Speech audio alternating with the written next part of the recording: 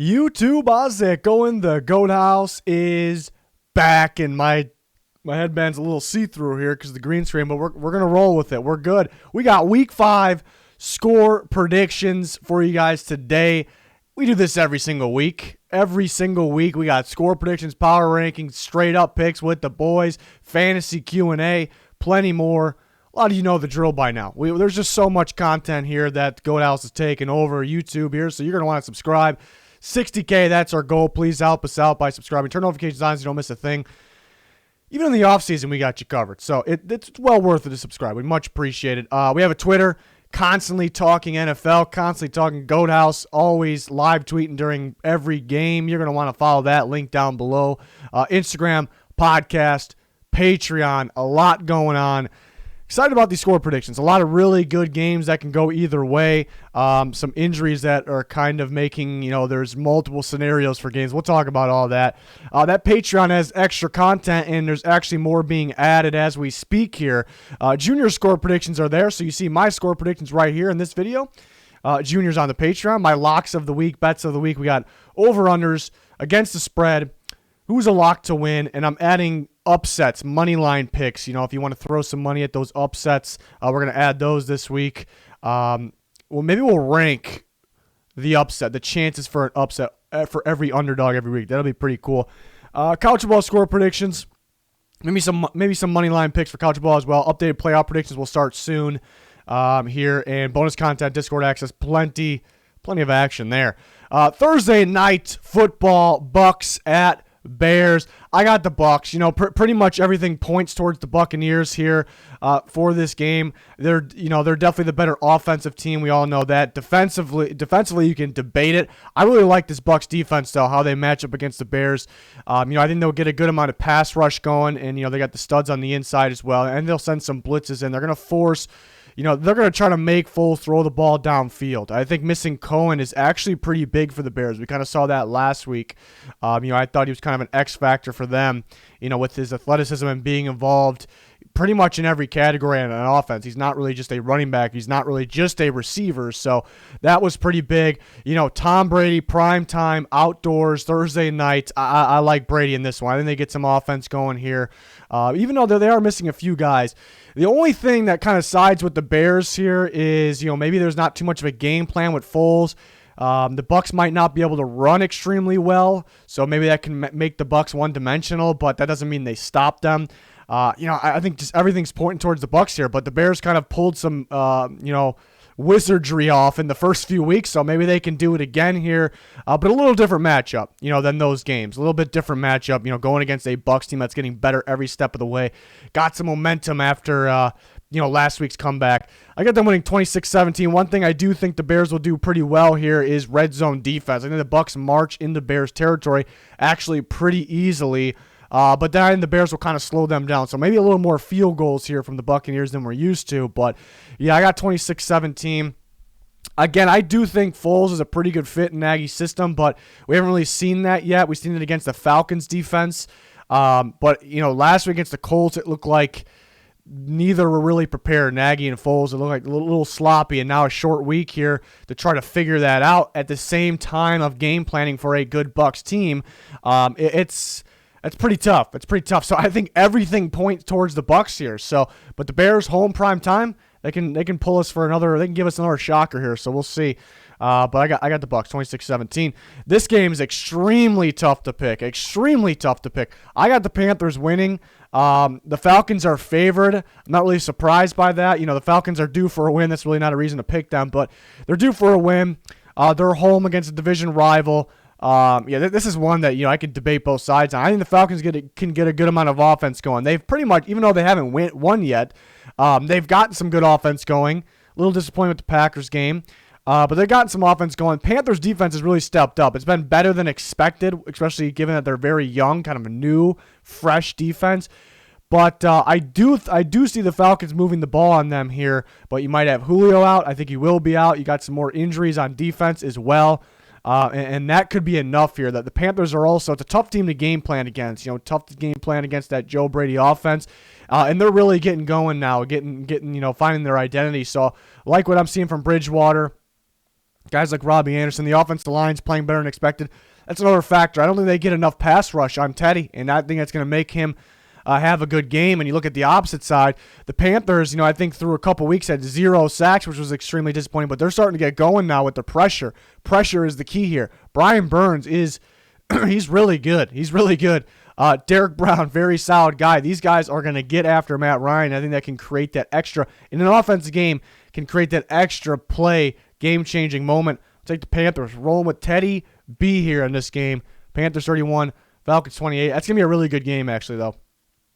Bills, Titans. Those are a tough one because we don't even know when this is going to be played now. Waking up this morning and seeing that 2 more players tested positive for the Titans when we all thought it was finally done. So that is that's tough. And we don't know when this game's going to be played. We know the Titans are going to be missing some guys. They got guys that are kind of questionable because of injury, but you expect guys like A.J. Brown, Adoree Jackson, Taylor Lewan to be ready to go. They're all, even though they're questionable. But then you got guys like Jeffrey Simmons, who's been an absolute stud, Christian Fulton, Adam Humphries, guys like this that are probably going to miss due to the COVID if this game is played. And the Bills are red hot. Titans maybe a little bit of rust not playing last week. Nothing major, but I'm going to take the Bills in this one. I think Josh Allen has a pretty good game. It's going to be tough to guard Diggs in that game. So I think the Bills kind of win this with offense, but they can make the extra play on defense as well, like they did against the Raiders last week. So going 27-24, but this is one that it's tough to predict the score in my opinion as well because I think it could be all offense at the same time. I think Josh Allen and Diggs, and I think 27 points is a lot, but I think those guys can be a complete problem in there with no Jeffrey Simmons in the middle. They can really score it up. And the Titans, the same thing. Their offenses look pretty impressive. They still got Tannehill. They still got Henry. They can get A.J. Brown going. So this actually could have a little more offense, than expected too. So it's going to toss up what the final score will be here. Bills are -8. That'll probably change. I think it has been changing, due to there's probably no line. It probably went back to no line just because we don't really know what's going on here. So it's definitely a tough score to predict because we don't really know who's playing right now. Raiders and Chiefs. I got the Chiefs by 10. I got a lot of scoring in this one. 34-24 Chiefs. They are favored by 13, so it's Raiders plus 13 at Kansas City. Here's how these graphics work. But yeah, 10-point victory. I think the Raiders can get some offense going. They come out giving the ball to Jacobs. I think he can do some damage there. And the Chiefs' corners have been playing pretty well. They're not supposed to be this good, though. Maybe Derek Carr, if he has time, which I expect him to, can kind of pick that apart. So they can get some offense going, but playing keep up with the Chiefs will be the tough part. With Mahomes, with the speed at receiver, it's going to be very tough for these struggling Raiders corners to kind of keep up with those receivers. What kind of coverage they're going to run. I think cover 2 seems to have been working for them when they do it, but it's going to be tough. There's really no right answer against the Chiefs. So I got them taking care of business. A little bit of bounce back game for their offense. A little slow last week, but I think they kind of division rival game here. They kind of get going. 34-24. The Raiders do have a shot, but playing keep up here. Don't let the Chiefs make you one-dimensional. Like I said, Jacobs could be the factor in this game.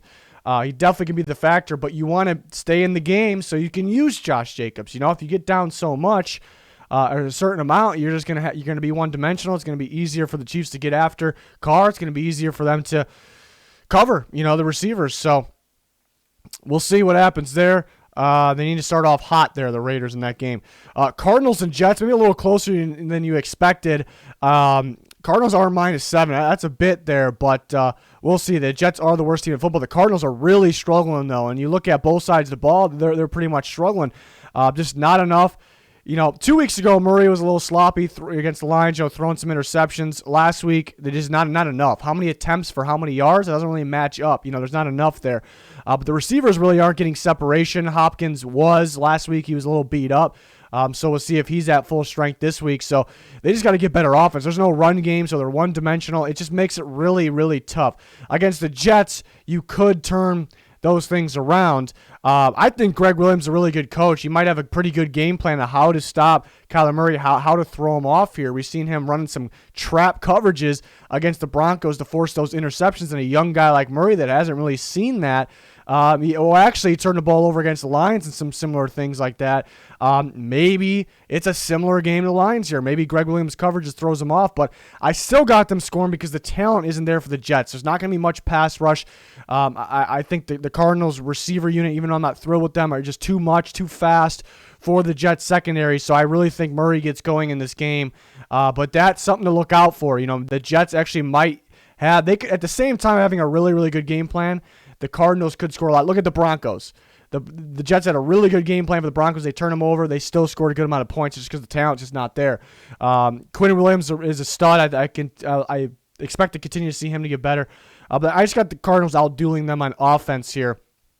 But Flacco coming in could be actually a better, a better thing if you want to win for the Jets in this game. There's really nothing to go off of here for the Cardinals. The Jets actually may have something more going downfield. There's no tape to game plan against Flacco. You also have Le'Veon Bell back, so you might be able to get some running game going. The Cardinals really don't know what to expect here. And Gase has got to keep it that way. He's got to be unpredictable. Stop with the runs on second down.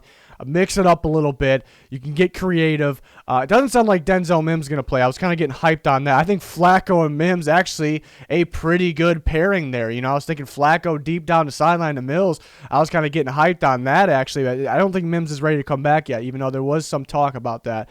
It sounds like he won't practice this week. But Bell, Flacco, we'll see if Becton plays. I think some offense here. Will the Jets be able to finish, though, and put the ball in the end zone, predicting a little more field goals than maybe you expect there? Well, maybe not really, but 30-26. This actually could be a good game. The Jets could pull an upset here, I guess, but because the Cardinals have been struggling, and the Jets could throw some different schemes at them or different coverages at them defensively against the Cardinals' offense, of course. Eagles and Steelers, a pretty bad matchup for the Eagles. I got the Steelers taking care of business here by 11 points. Could even be more there, but I got 27-16. It's a bad matchup because, well, the Eagles have been struggling. They've also been hurt, and that kind of goes towards the struggle.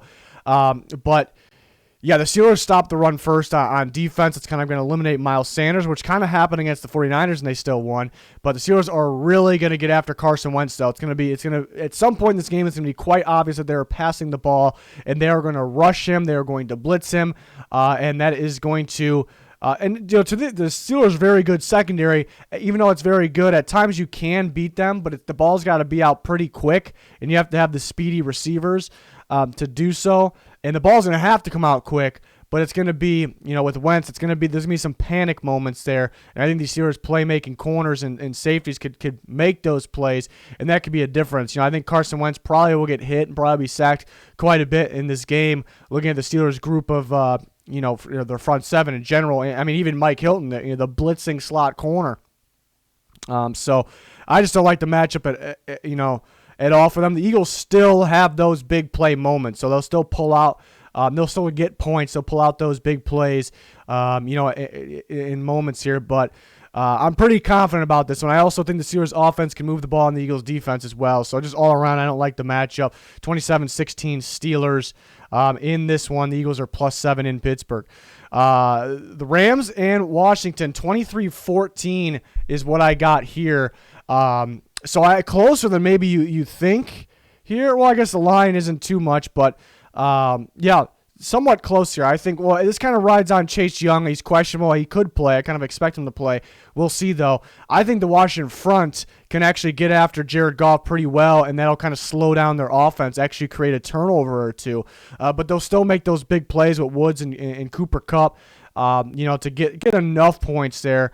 Kyle Allen getting the nod for Washington. I don't know if that necessarily means they're going to get some offense going. It's going to be a tougher game plan for the Rams, but I still like the Rams defense this one. They'll get some pressure, and they have the playmaking secondary to make some plays. So I still don't trust Washington's offense to get things going, but I do like Washington's defense somewhat in this game. So a little close there, a little low scoring, 23-14. But who knows? Yeah, we see that game plan factor pop up when new quarterbacks come in. The Rams were kind of getting ready to game plan for Haskins. Things change, or maybe there's a little more deep ball success or action from Washington because of Kyle Allen there. Maybe a little more trust in Kyle Allen from the play callers there in Washington. So maybe that can create some high scoring for this game. Maybe higher scoring for Washington. Who knows? So It's another tough one to predict the exact score here, but got the Rams pulling it off. But it could be a trap game. Definitely could be a trap game, mainly because I talked about the game plan factor quarterback, but mainly because that Washington front seven, if Chase Young plays, they really can get after Goff. Offensive line's been a little better than expected for the Rams. It is early in season. Offensive lines usually play okay early in season. And still not fully trusting them, even though it's kind of evident that they've actually been better. I still don't trust them fully here. But I got the Rams. This game, I hate the matchup in this game for the Bengals. I like the Bengals. They're a team of the future here. They're getting better that's the thing. I think people will question that because they are getting better every step of the way. The offense is getting better. The offense has actually been very solid. So you might question, how do you have 17 points and improving offense? I think it's just a really bad matchup, especially in Baltimore.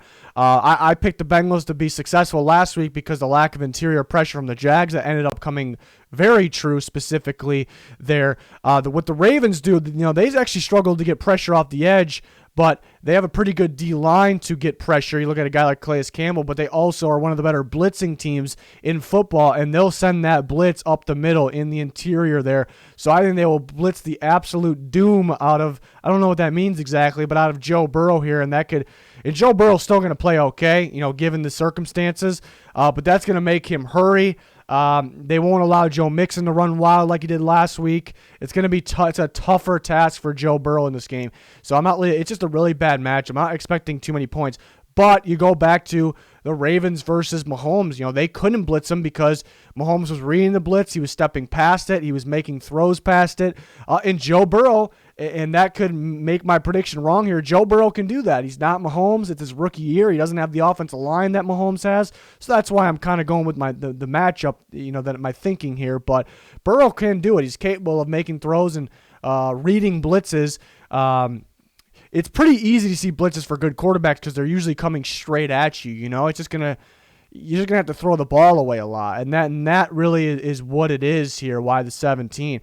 Bengals defense been playing okay, but it's really no match for Lamar Jackson Ravens. I think they'll be able to move the ball quite easy on them, especially because I do think there's going to be some 3-and-outs on the opposite side, so that'll help them out for sure. And they could get a turnover or two here, the Ravens defense. That'll help up the offense as well. So, yeah, they're favored by 13 for a reason here. I got 34-17 Ravens. Jags and Texans, I got the Texans getting their first win, 31-24, so a 7-point victory when the Jags are +6 at Houston, so right in the ballpark there. I predicted the Texans to get a lot more offense going last week. That didn't happen, so maybe I could be wrong again here. But 31, definitely doable. Again, the Jags aren't really, they're really not getting that pressure, mainly from the interior, which helps the edge guys. So the edge guys really aren't getting that help, and they're a little underwhelming at the same time. So that means Watson will have more time to play his game. And I think these receivers, even though they struggle to get open that time against the Vikings, the Vikings are at least strong at safety. I think that these receivers will be able to get open a little easier. I think a bigger game for Deshaun Watson. I also think David Johnson can run pretty well. So that results in the 31 points where I'm thinking there, and just kind of outdueling the Jags here. The Jags, I kind of talked about it before and a couple weeks ago, that teams will eventually know how to game plan for their offense, and that's why they'll kind of step down compared to the first 2 weeks. You see the Dolphins did it, and the Bengals were a good matchup, but they slowed them down enough. But the same thing here, they'll be able to game plan for it, but I still think a pretty good matchup where the Jags offense will be able to move the ball at a pretty solid rate here still, but just not enough on both sides of the ball here in Houston. There's got to be a fire underneath them, lit underneath them, firing Bill O'Brien. Apparently there wasn't. There was a little bit of a disagreement with the players of Bill O'Brien too, so they got to be happy. They got to be motivated. I think that's kind of a bad thing, bad timing for the Jacksonville Jaguars here. Texans take care of business, winning by 7. Dolphins Niners, a game that I think the Dolphins could win, but I got 20-30 here. The Niners winning. I'm expecting Jimmy G to be back. This definitely changes if he's not. But I think Jimmy G, well rested. Him and Kittle, I think, have a pretty big game. Really like what I'm seeing from McKinnon as well. I think he can have a pretty big game. The Niners are kind of a tough game plan, especially with Garoppolo coming back. They have a variety of plays with Garoppolo. They could spread the ball out. What are you going to do with McKinnon? You're going to run the ball. You can send him downfield. He's been lights out. Really, really impressed with him. it's really, Fitzpatrick's another one of those guys that it doesn't really matter about the defense, how good it is, how bad it is. It's just if he's feeling it on that day. I think there's a few quarterbacks like that. I think he can play very well against the best defense in football. He also can play very bad against the best defenses in football. And the same thing applies to the worst defenses in football. The Niners are supposed to be one of the best in football, but they're so beat up that they kind of get knocked down, but still a very solid defense. But I don't think it really matters. It's going to really depend on something that's pretty unpredictable on which Fitzpatrick is going to show up. And the lack of running game kind of shows in this game. I think they'll be one-dimensional, and that makes it tougher on Fitzpatrick given the 20 points here. So 30-20, Jimmy G, if he plays, Kittle, McKinnon, those guys get the Ayuk's been impressive. Those guys get the job done here, 30-20 49ers. Colts and Browns, and I can't wait for this game. It's a really good game. You got defense at offense. Colts versus Browns, a true test for both teams, because the knock on the Colts is there's a couple knocks on both these teams, even though they've been extremely impressive, but some people still have their doubts because the Colts haven't really played the best teams. And their defense has been very impressive, but they haven't gone against the best offenses, and their offense hasn't really done a whole bunch. Can that offense keep up with the really good offense? Can their defense slow down the really good offense? Same with the Browns. The Browns, besides the Ravens, who they got slaughtered by, haven't really played the best teams. Can they play against a better team like the Colts? It's pretty much the same thing. Can their defense, because their defense is supposed to be weaker, handle a better team? Can their offense put up points against a good defense? We're going to learn a lot in this game. It's a true test. I'm excited about this game for those reasons. And if you watch the picks, I debated both sides. I'm debating with myself on this game. There's some guys shaking up here from both teams. Chubb being out makes it extremely, extremely tough, even more tough here being in Cleveland. But they still have Kareem Hunt. D'Ernest Johnson looked pretty good last week, but I don't know if he'll be too much factor against the Colts defense. But yeah, the deciding factor here, or how I can debate, and I have a 1-point game, 27-26. I think the Colts will push the ball a little more than they have been, but they really haven't been able to push the ball much at all. Even the Jags game, 20 points. They pushed it early, then it kind of slowed down. They turned the ball over. The Vikings game, they were starting with extremely, extremely good field position every time. They really should have scored about 40-plus points in that game, ended up with getting a bunch of field goals. And then you look at the last couple games, just really the Jets, their defense did some scoring, and they played the Jets, put them in good positions. And in the Bears game, the offense was pretty disappointing, but they did play a good defense. We haven't seen the Colts offense yet. Are we going to see it in this game? So that's kind of the knock on the Colts. The positive here, why they could win, is because they might be playing a weaker defense, actually, so they actually can score. Another thing, their defense could slow down the Browns just enough where their offense outscores them. The defense has been lights out. The Browns haven't seen it. Another thing is they slowed down the Vikings. They played a really good defensive game against the Vikings, and this is really the same system. The Vikings and the Browns have the same system. They want to run a lot of play action. The Colts took the play action away from the Vikings. Can they do it against the Browns? So that are my reasons why the Colts could win this game. Why the Browns can win this game is, and that why I'm picking them. I'm picking offense in today's game. I'm picking offense over defense. Can the Colts keep up and not turn over the ball against the Browns offense here? They can. It'll be close. But I think the Browns offense does just enough in this game here. I think they'll keep the play action alive because they'll run the ball pretty well. They don't really know. It's hard to game plan for a guy like Kareem Hunt. And we've seen some trickery last week against the Cowboys. Could they pull that out again? So this is going to be a really, really good game here. And we'll see. I think a key factor is the Colts offensive line kind of holding down the Myles Garrett, really. And if they succeed to do that, that could be enough as well, and they very well can do that. But Colts are favored in this game. I got the Browns winning by 1, but really not a game I would touch because it can go either way. But yeah, I'm taking the offense. I'm hesitant to trust the Colts offense. I'm hesitant to trust the Browns defense. I think offense should beat defense in today's NFL, especially in Cleveland. But we're gonna see. We're gonna see here. We're gonna learn a lot from this game. Next, Giants and Cowboys. Got the Cowboys putting up a big 34 here, winning 34-23. Giants are plus 9.5 at Dallas. 34-23 though. Yeah, not the best matchup because the Browns showed everyone that you can run on the Cowboys, but the Giants don't have Saquon Barkley. The Giants were actually running pretty solid against the Rams, but they weren't sticking to it. They were going away from it.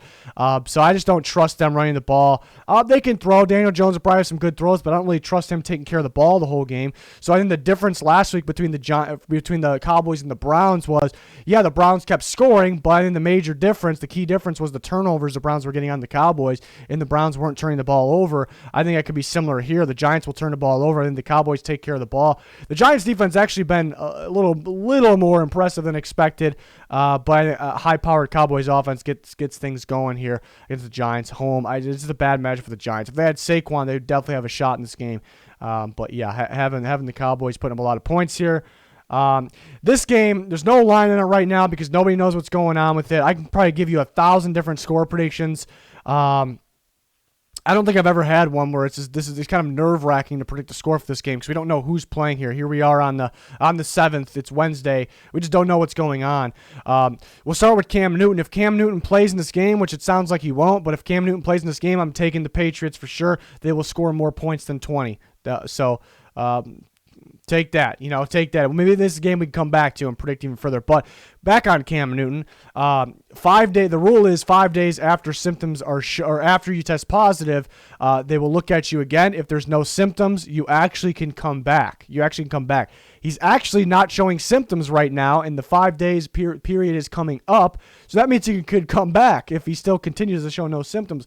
But they're still saying it's a long shot. If he does show symptoms, it's going to be 5 more days before they take a look at him again.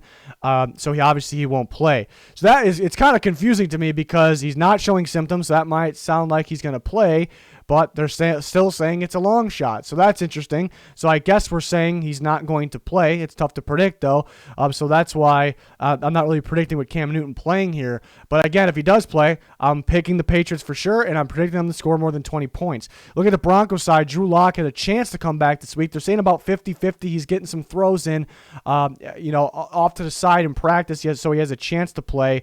To me, that sounds like actually on the unlikely side, but it gets close to 50-50 from what I've heard. If Drew Lock plays, and this is why it gets confusing, if Drew Lock plays versus a Hoyer, we'll say, versus a non-Cam Newton Patriots, I'm probably picking the Broncos. I think... and given that Stephon Gilmore is going to be out too because he tested positive for the COVID, that plays a factor. So if it's Drew Lock versus a no Cam Newton Patriots, I think Drew Lock, and specifically I think Jerry Jeudy could have a pretty big day because the Patriots like to run a lot of man coverage. Jerry Jeudy is very solid at beating man coverage with his footwork, his route running ability, and his speed. And no Stephon Gilmore to cover Jerry Jeudy. That is a matchup problem for the Patriots. That sides towards the Broncos. But I'm kind of on the side where Drew Lock probably doesn't play. So that means I don't know which quarterback. Brett Rippon looked pretty bad last week. He had his moments, looked pretty bad.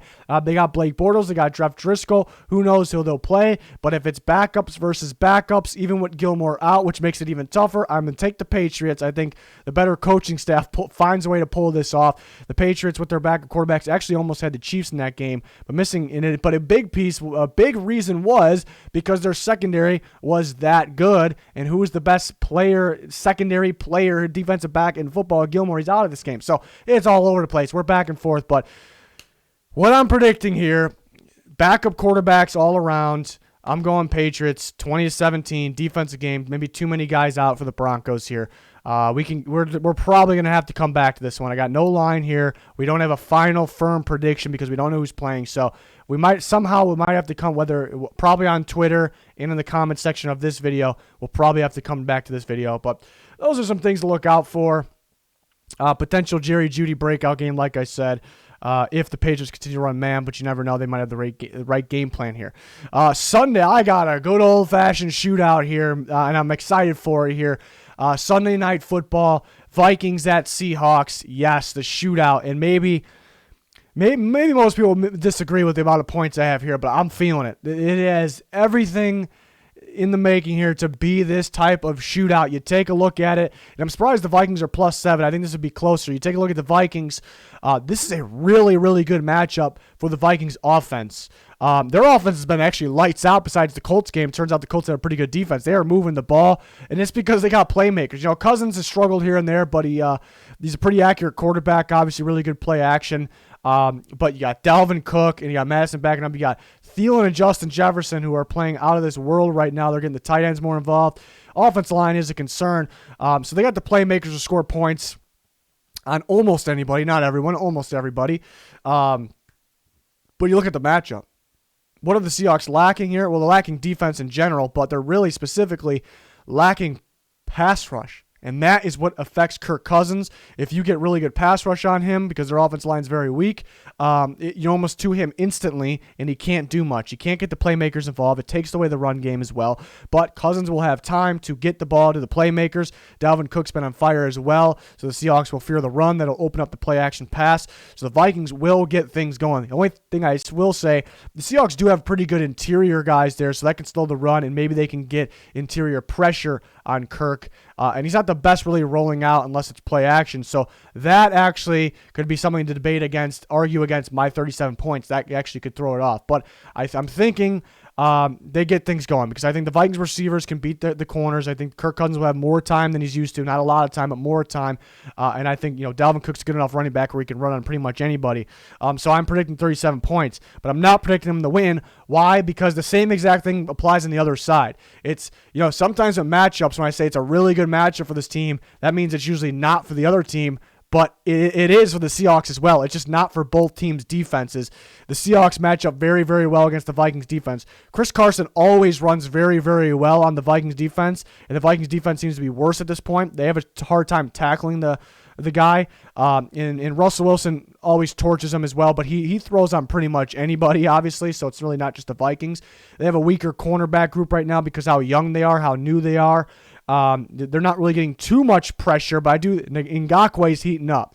If they had Danielle Hunter in this game, if they had Danielle Hunter this year in general, I think their record would actually look different. Hunter with Ngakoue, but unfortunately they don't. I think Ngakoue can have a pretty solid game, but they got nothing going interior. So Russell Wilson, Chris Carson, these guys will have a day. DK Metcalf, Lockett, these guys will have a day. So both offenses will have a day. They both match up very, very well against the defense. So how do you pick a team? Well, Seahawks, it's prime time. They're home in a shootout. Who you take in the offense you trust more specifically the quarterback you trust more. I'm not one of those guys that are going to sit here and bash Cousins. I know there's a group of people like that. But let's be honest, Russell Wilson is plain and simple a lot better than Kirk Cousins. Specifically, a difference is the ability to use your legs, get outside the pocket, escape. If I want to get specific on what could be the difference between the two in a game like this, that could be the difference there. So I'm going Seahawks, 41-37. This is going to be a shootout, though. I'm actually excited. The Vikings have a shot to win this game.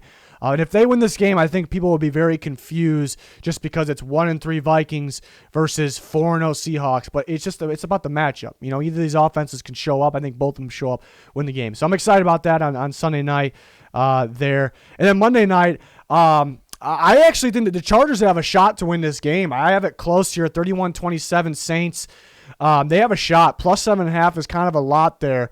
It depends on what Herbert shows up, but I've been saying the Chargers are a really tough game plan. They're a really tough game plan for teams. You really don't know. The tape really isn't out fully on Herbert. You don't really know what to expect because 1 second it's like they want to play it safe. They want to go quick, small ball, have Herbert kind of roll out, give him ability to run, which he's very, very solid at. I want to see more of it even, or kind of dump it off in a quick pass.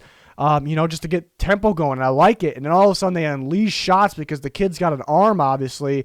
You don't really know what to expect. You're kept on your toes here. And the Saints defense has been struggling. They've been struggling on the deep ball specifically. They haven't been getting enough pressure. So I do think Herbert in the Chargers offense will move the ball here. Injuries kind of play a part, though. Eckler, we'll see what's going on with Mike Williams, but Eckler's out, so that they take a hit because of that.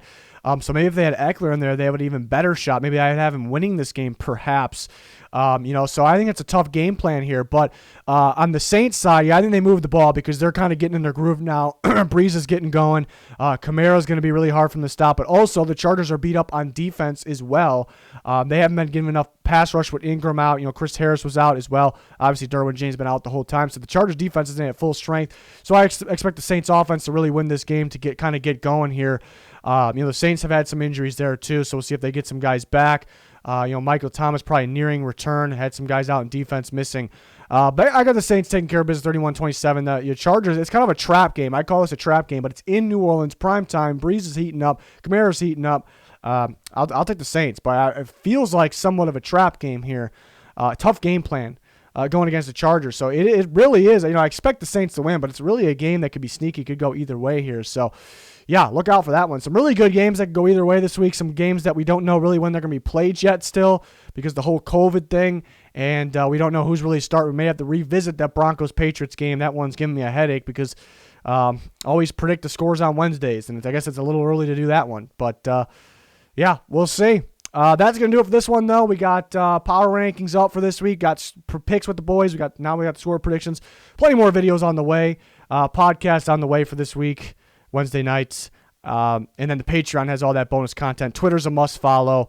If you're an NFL fan or a Goat House fan, always talk more content on there, just in text form. I like to say, but yeah, smash that like button, subscribe. Much appreciated. That's going to do it for this one. Thanks for watching. Goodbye.